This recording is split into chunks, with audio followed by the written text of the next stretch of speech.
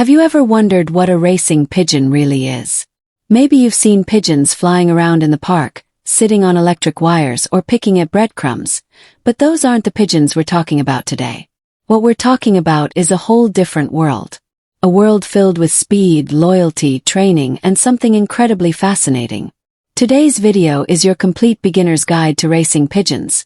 What they are, how they work, and how you can start your journey with them.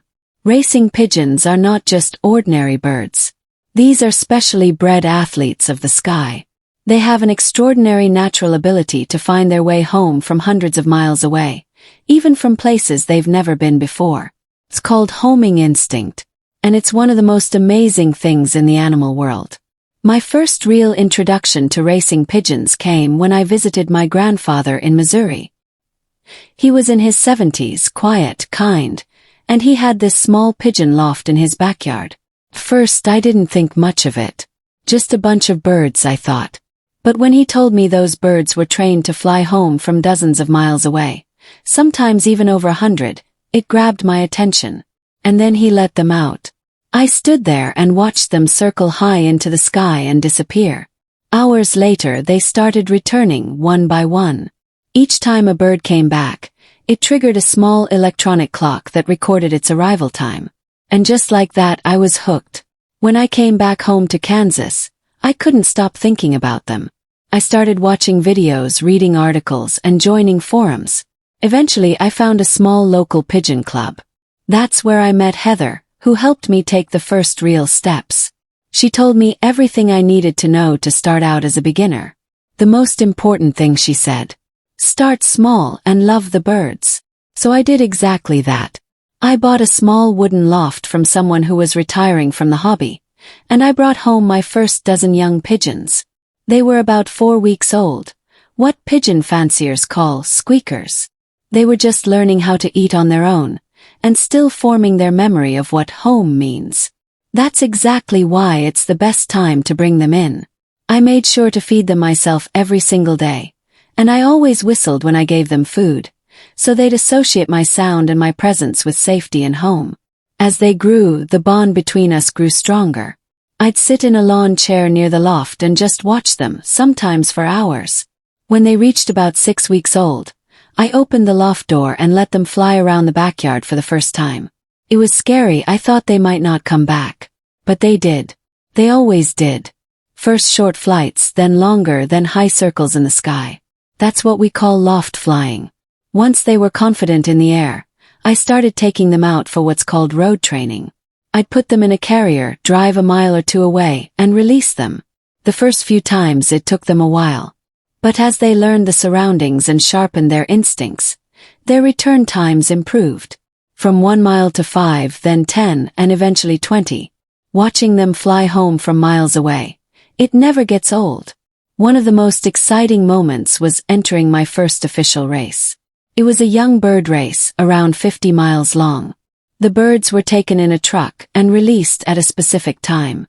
Everyone waited at home with their timers.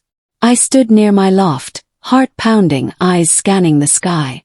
And then I saw Comet, one of my fastest birds, gliding in like a professional. The moment he crossed the antenna, my clock beeped. That sound, just one beep, was more satisfying than I ever imagined. But this hobby isn't just about speed. It's about care. Your birds need good food, clean water, rest, vitamins, and a stress-free environment. During molting season, when they shed their feathers and grow new ones, they need even more attention.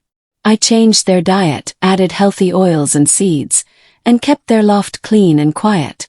Molting is their recovery season. It's when you prepare them for future strength. As I kept going, I learned more than I ever expected. I learned about bloodlines and pedigrees. Some birds come from champions, and breeders take that seriously. I learned that the shape of a bird's wing, the muscle tone, the eyes, all can be signs of potential. And I also learned that even if you don't have the most expensive birds, a strong bond and smart training can bring great results. Of course, not everything went smoothly. I lost a few birds during training. Some were taken by hawks. Others just never returned. It hurts when that happens. But it's part of the journey. You do your best to protect them, but nature is unpredictable. What matters is that you give them your care and dedication. And they give you their trust. I also met some incredible people. Veterans, teenagers, retired teachers. People from all walks of life who share the same passion.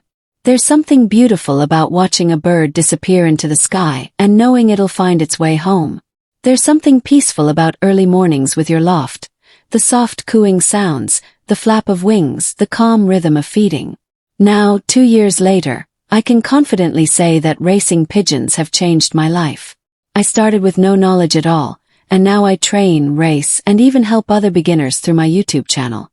If you're someone who's even a little curious about racing pigeons, my advice is simple. Don't overthink it. You don't need a huge loft or expensive birds. You just need patience, consistency, and love for the animals. These birds are loyal, intelligent, and incredibly fast. But more than that, they're companions. And when you see one come back after a long journey, landing at your loft with determination in its eyes, you'll understand exactly what makes this hobby so special. So if you're ready to start your journey, welcome to the world of racing pigeons. It's peaceful, exciting, and deeply rewarding. And remember, every great flyer starts with a single flight. Thanks for watching. If you found this video helpful, don't forget to like, share, and subscribe. And leave a comment below if you've started your own pigeon journey, or if you're thinking about it. I'd love to hear from you. See you in the next video. Until then, keep your pigeons flying and your passion alive.